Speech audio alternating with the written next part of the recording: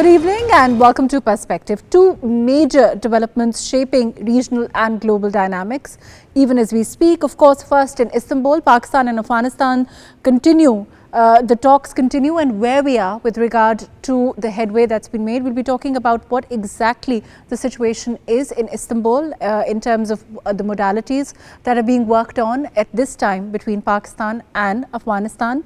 Later on, of course, US President Donald Trump and his tour of Asia and what it will mean for, of course, the world in terms of the takeaways from it and the key meetings that are being planned, and of course China being important, and of course Japan, Malaysia, South Korea, what this visit will mean for the US also. All of that today on Perspective. I have with me Anas Mallick, who's a Bureau Chief, Asia One News in Istanbul, to talk to us about what's happening with regard to Pakistan and Afghanistan and the talks on the ceasefire at this time.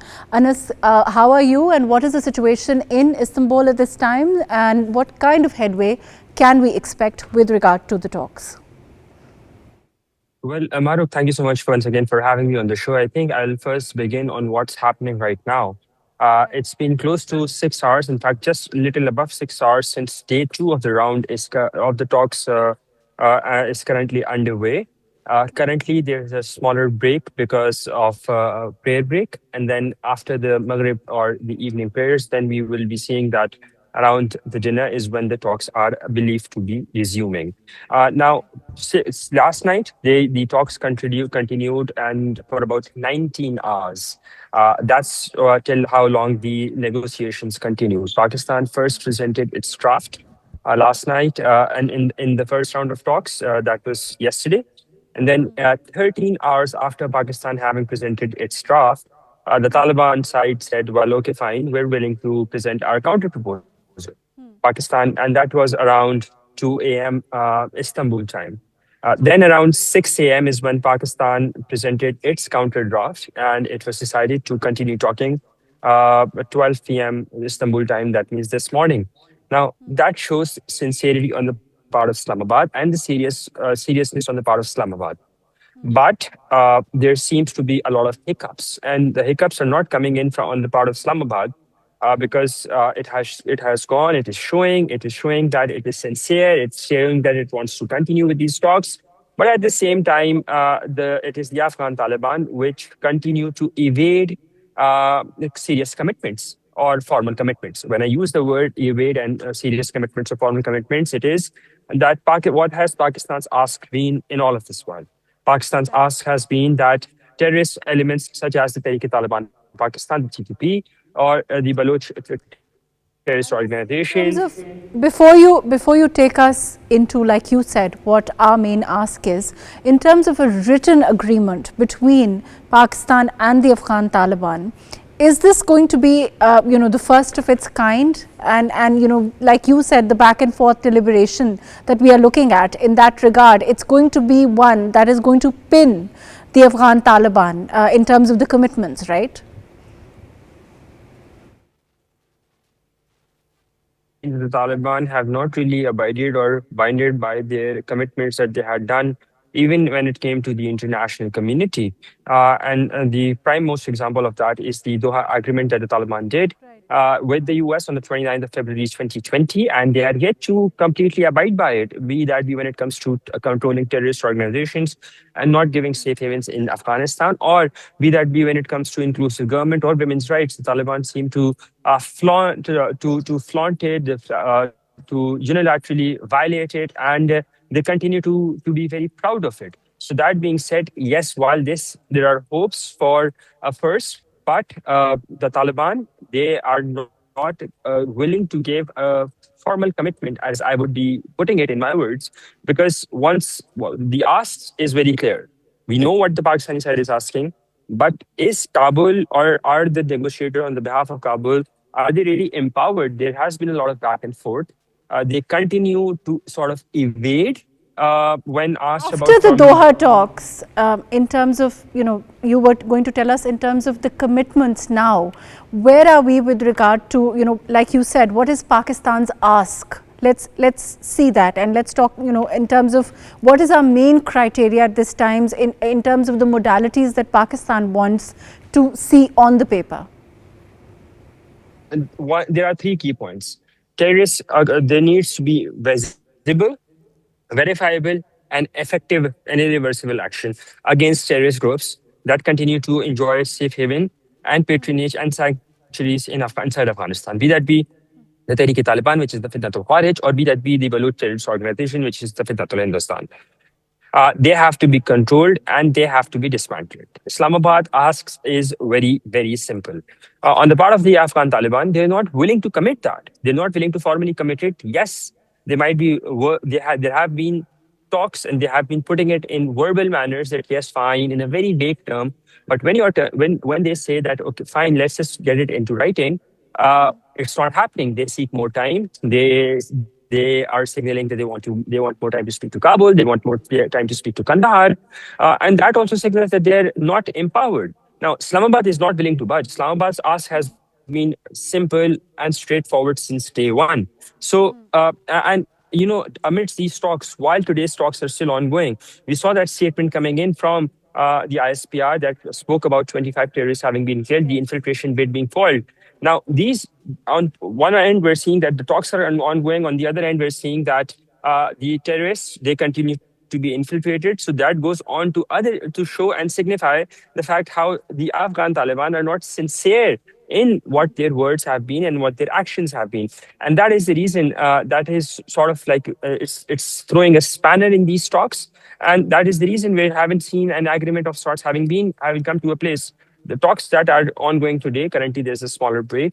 They are happening in the presence of mediators, not just the Turkish mediators, but the Qatari mediators as well.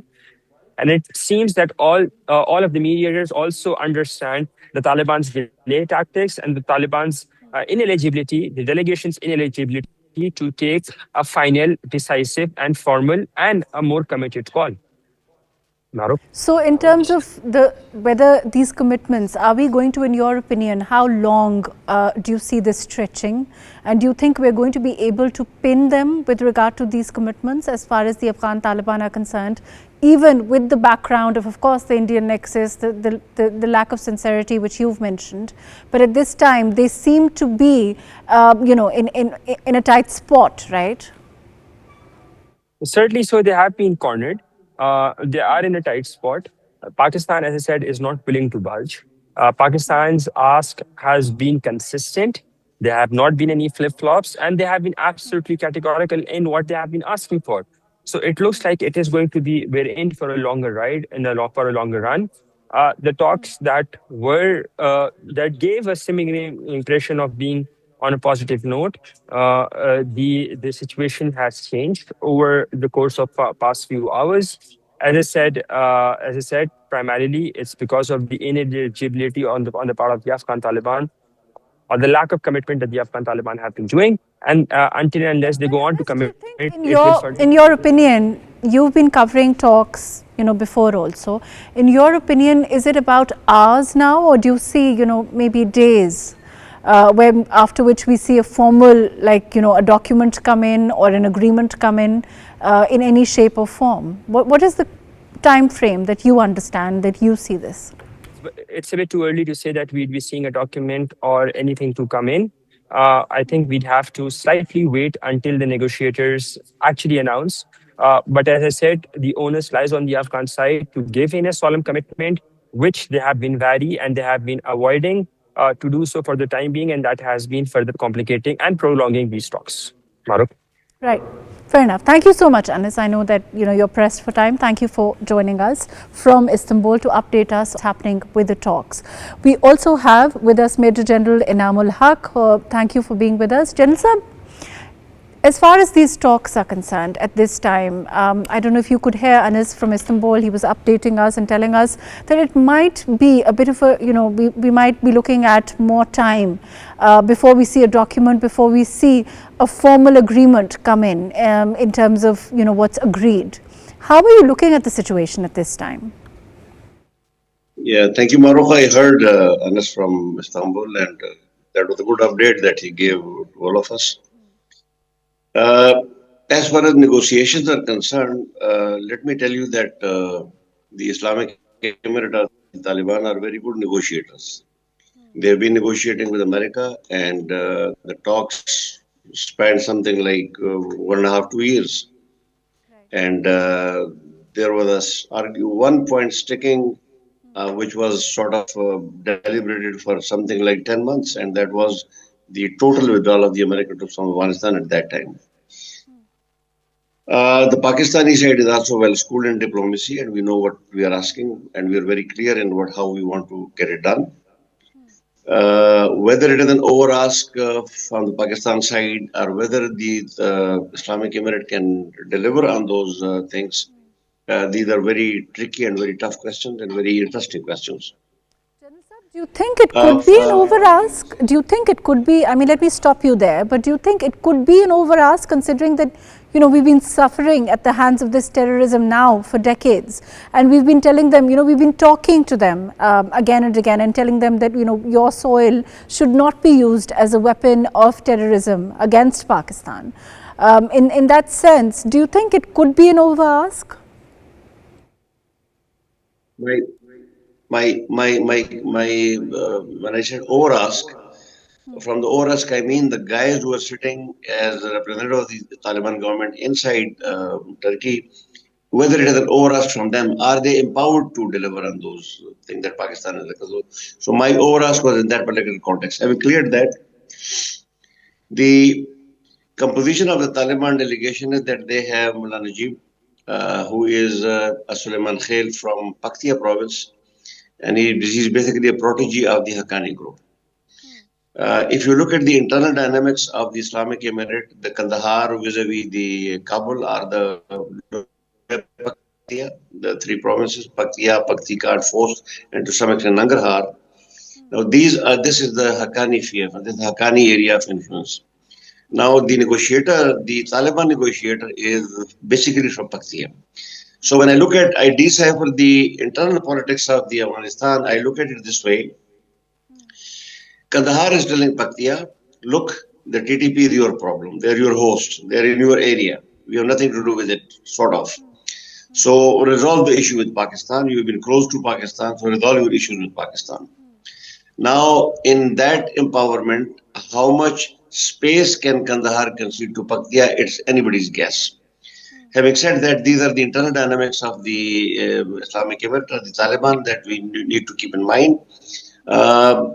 As far as the General Saab, do you think that, you know, this in terms of what's happening in the stallation that Anas alluded to also, do you think it's because at this time, you know, the Afghan Taliban are fearful they're going to have concrete action this time and not mere lip service, and in that sense they feel cornered? Mahrukh, if you're following the press lately, and I am in contact with Suhail Shaheen, one of their interlocutor in Doha, in the tweet that he did, there was a word, and that word was that Afghanistan also agreed that we will not support elements who are inimical to Pakistan's interest, and the word used was mlatar, which is basically a proxy when you translate it into English.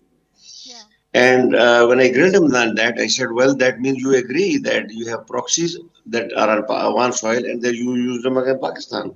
He said, no, we are using this for both countries. I said, well, our proxies, if you may, the Northern Alliance or so-called other elements, those elements are not as dangerous as the TTP is to Pakistan. So then he was quiet on that one. The point that I'm trying to draw is that you have to be very careful at what comes out as a result of these talks, whether it is a document or not. My understanding is that during the first round in Doha, there was no written document. It was just a verbal agreement on both sides, and they proceeded from that. The modalities and the verifiable mechanism that Pakistan has been asking for is going to be the result of this second round in Istanbul. And I would not speculate as to what comes out of that, because we have to see the documents. But what I'm trying to say this is going to be a tough round of negotiation taking up between two countries, because if they agree that they are hosting Pakistan, anti-Pakistan proxy on their land, then they have to come up with some verifiable mechanism, and that is a very divisive issue within the Islamic Emirate. And if you look at that, then I think the Taliban team within in Ankara has got, to my mind, a limited mandate, because these are the guys from Zadran, they are Suleiman Khail, they are from Paktia, they are from Haqqani area, and probably they do not enjoy the full blessing of Kandahar to that extent. And if I could extend this argument a little further, I would say it is to some extent a time buying tactics on part of the Kandahar, where they have sort of put the Haqqanis in front of Pakistan, pitched them against Pakistan. So that I am not really very hopeful as far as the outcome of these talks is concerned. And if In terms of, let me interject here. In terms of what you are saying, whether they have the mandate or not, and they might have to go back and forth in that sense.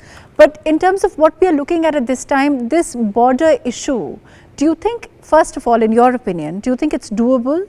And also, with, of course, a monitoring mechanism that we could, of course, Qatar could get involved, or, we could see Turkey getting involved. Is it a possibility, in your opinion, first of all, to be able to do this, and if the resolve is there? for that we have to go back a little into we have to go back we have to go back into the history a little bit.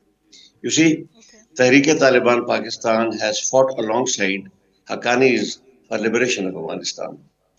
And any sort of pressure on Tehreek-e-Taliban Pakistan within Afghanistan is very divisive issue within the Islamic Emirate, not only among Haqqanis but also amongst the Kandahar. So that has to be kept in mind. And my characterization of the TTP is that TTP is a bone that is stuck in the neck of the Haqqanis. They can't oogle it out and they can't sort of take it down. So, but somehow they have to do something about it.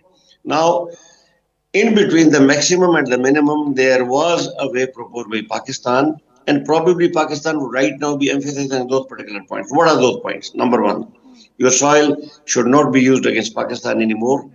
And if that is an agreement, then perhaps there would be a limited effort to disperse these guys, take them away from the border, disarm them to some extent, and keep them under surveillance for some time. So that is possible.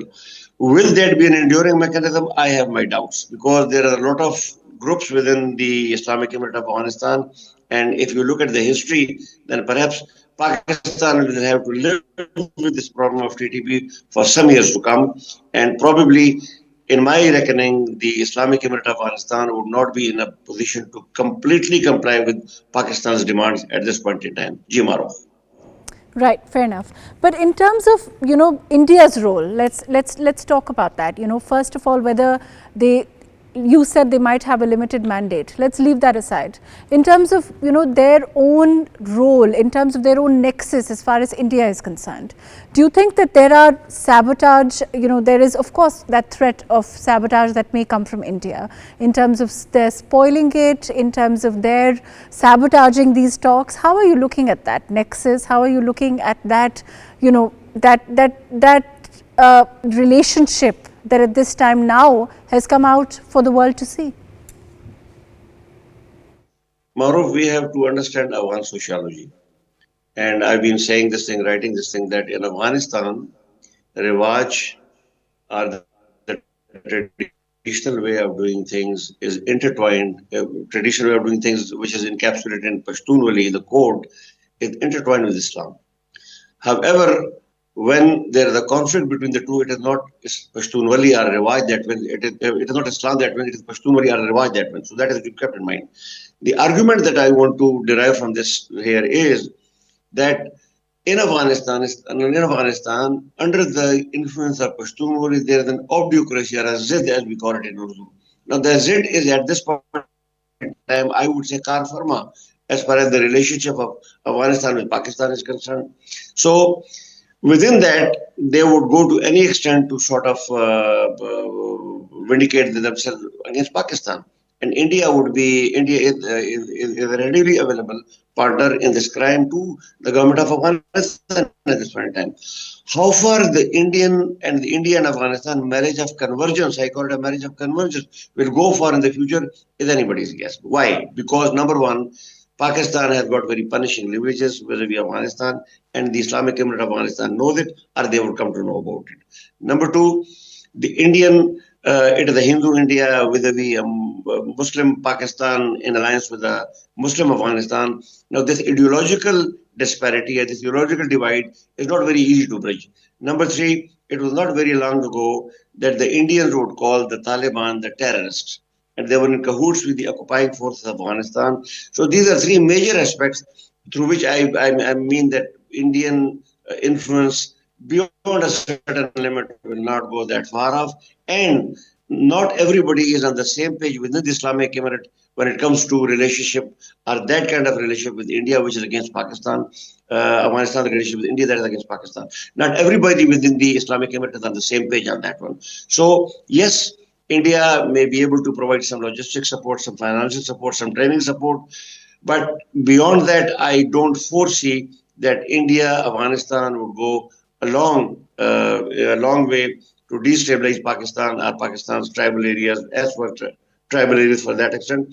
So, yes, India would try to fish into the troubled waters, but I doubt that the Indian influence will be predominantly decisive as far as Pakistan and Afghanistan relations are concerned. There are. Let me come back to you. I'm going to go to Sumaira Khan, who's a senior journalist. She's just joined us. Sumaira, in terms of, I was just talking to General Saab and, before that, Anas Mallick, who's also in Istanbul, to update us as far as these talks are concerned. In your opinion, when we look at this nexus as far as India is concerned, General Saab is of the opinion, he's saying that, there's a limited role or there's a limited relationship. Of course, it's new when we look at India, the way that it's come out in that sense, of course. Otherwise, of course, India has been using the Afghan soil to perpetrate terror in Pakistan for decades. But in terms of the limitations of that relationship, how do you look at it? I think it's a very organic question everyone is talking about right now. We just had a press conference, press briefing by MOFA's new spokesperson, the incoming spokesperson, Tahir Indirabi. He landed in such a situation where the Office of Foreign Office spokesperson office is just buzzing with the flow of news right now. And even he was trying to comprehend the situation as if to how they should be looking at the delicacy of Afghanistan and India's relationship right now, which is by design not organic. It's designed to be somewhere against Pakistan, and it is designed to be in a shape. I hope you're getting the actual crux of the discussion right now. There is no such thing as Afghanistan-India nexus, but they are just trying to prove this cerebral effect on the world out there that yes, we are organic partners in this region. We are strategically very important. Once we are joining hands with each other, they are miserably failing in proving their point right now. Let me tell you very honestly, because Afghanistan has no direct border linkages with India. They tried to attempt for one while developing the ancient route of Dilaram Zaranj Road that was leading to Chabahar in Iran, and that I still remember that Heart of Asia conference in 2015 where then Afghan President Ashraf Ghani while rebuking Pakistan's assistance of $500 million and saying that by the way, we have a very interesting background to that as well. But right now, I know the paucity of time is very important. But he rebuked that assistance of $500 million of Pakistan. I remember Sartaj Aziz, then as advisor to Prime Minister on Foreign Affairs, was leading Pakistan's delegation there. And just one night before that announcement, he met Ashraf Ghani. Ashraf Ghani gave all the assurances to Pakistani delegation. And after then we heard that he met the Indian Prime Minister and the Indian NSA at the same hotel. And the next day he changed his mind and he refused to take Pakistan's assistance. So these are history is filled with Sumaira, these this is, examples. you're right, the history is filled with all these examples, but Sumaira, in terms of, this, in terms of the fact that they, of course, have their own needs as far as the Afghan Taliban are concerned, in terms of the region, in terms of their limitations of Afghanistan at this time. Do you think that they can look at, because General Saab was of the opinion that not really, India cannot prove to be a substitute in that sense, for to provide them with all that they need as far as the Afghan Taliban are concerned. Do you see it serving as an adequate substitute? How do you look at it? Uh, I'll be very honest. Why not? India has a big pocket. India is very gracious right now with their pocket towards Afghanistan. Let's be very honest and brutal for a minute. They would be. They would try their utmost, strength, be it financial, be it strategic, be it weaponry wise, be it proxy wise, be it anything. India would try their best to accommodate, to assist, to support the Afghan proxies. I'm really sorry I'm using this word proxy for a regime right now, but they have left us with no other option how we should address them. But I agree with you on one point, that despite all the efforts, India is trying to giving all sorts of initiatives. They are giving them a very princess treatment. I know you would enjoy that word, but despite that princess treatment towards Afghanistan, they can't do anything about it because, as I told you earlier, they don't have organic roots of relationship with India. But there is a tug of war between Afghanistan and India as well right now. Why? But India. Sumaira, in terms of, I understand and you've explained it very well. But in terms of now, in terms of where we are with regard to the talks, do you think that, I want to go back to that. Do you think that where the Afghan Taliban are, where the delegation is at this time, with the Qatar involvement, with the Turkey involvement, do you think that they now will have to, they are at that point where they have to now pen down what Pakistan is saying and asking with proof for a long time? And also, the fact that Pakistan is not now willing to take just lip service. And we've also demonstrated that very recently when we look at, the recent action also by the Pakistan army and the Khawarij that have been eliminated. So do you think that in that sense now, it is now that they will have to commit? They will have to commit. This is why it is taking them too long to come up with a heavy and implementation able dossier. Didn't you see that in the last round? They said, yes, we'll be coming up with a set of recommendations. We'll try to just implement it right away. But it was second day of negotiations in Istanbul. I was seeing some media outlets. They were just trying to pitch in all that information that we had been discussing in the past, and it was there was no such new thing that was coming rightly from the table of negotiations in Istanbul right now. But everyone is trying to just do their guesswork and lip service. But what I believe is Pakistan is standing on a very high note right now. Its position is firm. Its standing is very aggressive, which should be. And I think even Turkey and Qatar are they got a very strong message from the Pakistani side as well, that this time, yes, Pakistan is a peace loving country, but Pakistan would not try to act as a sheep, which is peace loving, but which is obviously surrendering its own self to the wolf right now. Pakistan is playing wolf right now.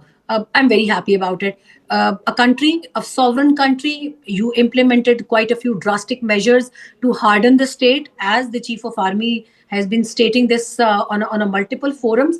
After implementing all those measures to strengthen Pakistan as a hardliner state, this Doha talk round and this Istanbul talk round is very important to see Pakistan as that sovereign country which is doing everything, which is doing every possible thing and taking every possible measure to implement all those hardlining state measures and to show the world that yes, right now we are fed up with all this terrorism stuff. If Afghanistan is unable to come to the terms that we actually want them to, because we are just we have our cups filled with all the patience right now, and we need practicality from Afghan side. Yes, if the talks failed, Pakistan is So, Mera, in that sense, when you've explained this, do you think that dynamics overall for Pakistan can shift in, as far as regional security equation for us is concerned? Do you say, for the world, in terms of our narrative, in terms of what we've been saying, in terms of the Indian involvement? So, all of this, in that sense, can shift the regional equation for us also. I think regional equation would have shifted if it was once again it was America, it was for UK, like the Taliban regime claims that we have been defeating the superpowers and the superpowers and the empires in the past. Pakistan's case is quite different. I would like to spread this sheet in front of you. Pakistan is lying in the neighborhood of Afghanistan, so we don't have to walk and travel thousands of miles to come to Afghanistan and teach them a lesson. We are living right just next to you, so we know what are your pros and what are your cons. So if we know your pros and cons, Pakistan as a country is in a very good situation right now. Let me tell you a very interesting fact in a very crisp manner. Pakistan has a blueprint of all the targeted locations that Pakistan wants to target. And I'm talking about this very element of TTP that we call them Fitna al Khawarij and Fitna al Hindustan. If Pakistan sees the negotiations are coming to a futile end, Pakistan has all the rights to initiate its aggression on Afghanistan. And let me tell you very honestly, Pakistan needs a littlest time to attack, to target all those targets within Afghanistan, and Afghanistan wouldn't be a reason of a headache for Pakistan in the days to come. We have all the details. We don't have to deploy our spies in Afghanistan. We have already done our homework. So I think the job wouldn't be too lengthy, like America had been facing it for 2 decades, and the Russian Empire and the British Empire. Therefore, perhaps, the Afghan Taliban have to agree to a document now, considering the background that you've given us. Thank you so much, Sumaira. Thank you for being with us and thank you for your very valuable input. I want to move on to the second part of our program, of course, and Trump's visit of Asia. We have with us Shazia Malik joining us. Shazia from America. Shazia, how do you see this visit, first of all, Canada, and overall, in terms of this visit, it's are coming after a very long time. Also, what the US and hopes to achieve from it. Let's start from there. Shazia? Shazia, please unmute. Shazia, please unmute. Yes, loud and clear now. Okay. All right. Are you specifically asking me about what Mr. Trump is going to, achieve over there? Or are you asking me about this peace deal that has been signed between Cambodia and Thailand? Well, of course, the peace deal is also important, but how do you, what do you see the US in terms of, how Trump envisages this visit and what it could mean for his own profile also? Of course, we are looking at the peace deal. We are also looking at comments like, that have come from the US president very recently about the fact that, of course, Pakistan, Afghanistan is something that he could resolve also. So in that light, how are you looking at things? Okay, so thank you very much for the opportunity, Mark, once again. So it is an extremely important, time that Mr. Trump is visiting that area for the, very important reason. Number one, that is the number one reason, and that is that U.S. wants to tell, and specifically the Trump administration wants to tell, this region that we are very much in the neighborhood or in the backyard of China. So it is not that China only can have influence in the region. We also can have, a huge and a significant influence in the area. And you have seen this deal that has come along. But at the same time, Mr. Trump is trying to broker, and he has actually, been trying to talk to all these countries. In fact, those countries were also trying to talk to Mr. Trump directly for the tariff issue. Now, this is something very significant for the region for the simple fact that the trade was halted completely when these tariffs came, and these smaller economies were feeling, the brunt of it. So, with this, meeting of the leaders directly with Mr. Trump. And Mr. Trump, of course, has told the countries in the region like Malaysia, like Cambodia, like Thailand, that the tariffs are going to be reduced. So that is a sigh of relief for them. And so for the region, it is a huge thing. Now, with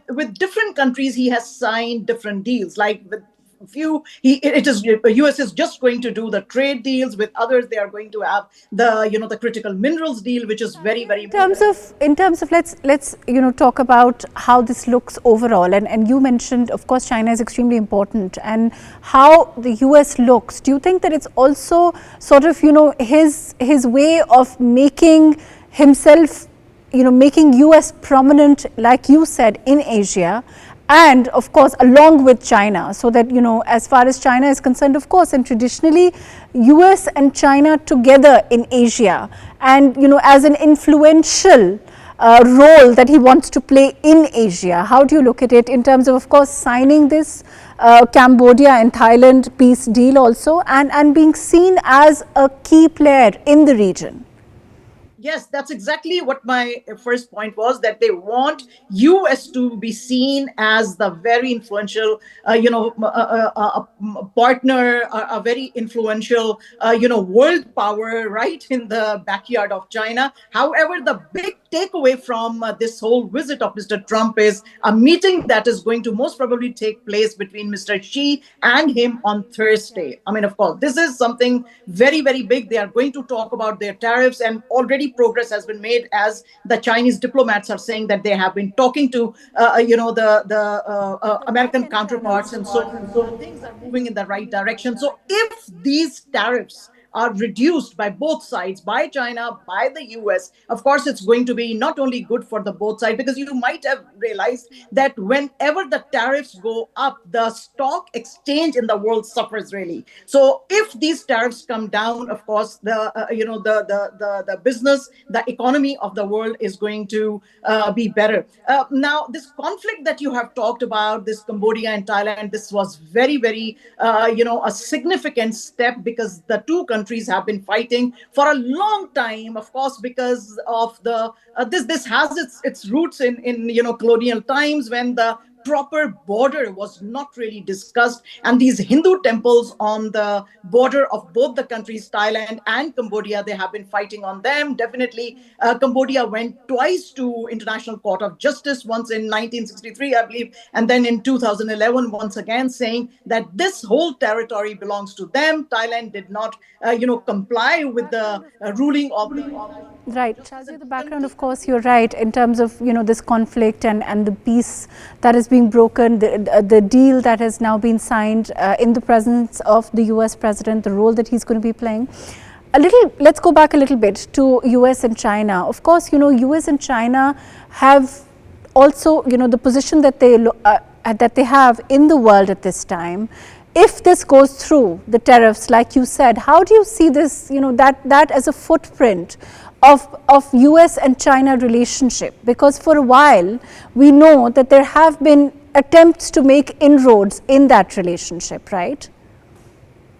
Yes, this is very, very important, and China has been, been very, very gracious in this sense. I must say, they have always been open for these talks. But the American side, they come, for example, to US. They, talk to them. Even in the Biden administration, they were coming to China. They were visiting. They were having a very, cordial talks and deals and everything. And once they went back to US, their tone would change. Now, Mr. Trump wants to, change this whole thing. If he wants to sit with Mr. Xi on Thursday, and if these deals are brokered where the tariffs on both sides are reduced, I think it is going to be good for for China and for US, the two big economies. But also the main thing over here to see is how this now is implemented in the US, because US has been saying this, that China is a bully and China takes over and has a very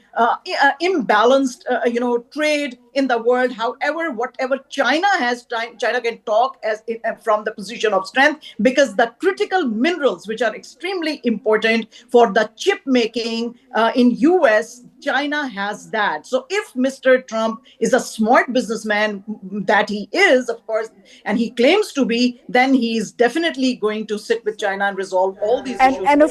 And of course, there are reports of this trade truce extending, as I'm sure you've also heard. But Mr. Donald Trump is also somewhat of a peacemaker. So let's move on to the other facet big facet of this trip. How do you see that in terms of course, the Cambodia deal, Cambodia and Thailand, but also the remarks about Pakistan and Afghanistan? How do you see this in that light, the visit itself, and the fact that, of course, the US president does see himself as somewhat of a peacemaker? Let's hear what he said. Pakistan and Afghanistan have started up, but I'll get that solved very quickly. I know them both, and the Pakistan, the Field Marshal and the Prime Minister are great people, and I have no doubt we're going to get that done quickly. And I just feel it's something I can do. I do it nicely. I don't need to do it, I guess, but if I can take time and save millions of lives, that's really a great thing. I can't think of anything better to do. So how do you look at these statements in the role that the US president sees himself playing in these conflicts?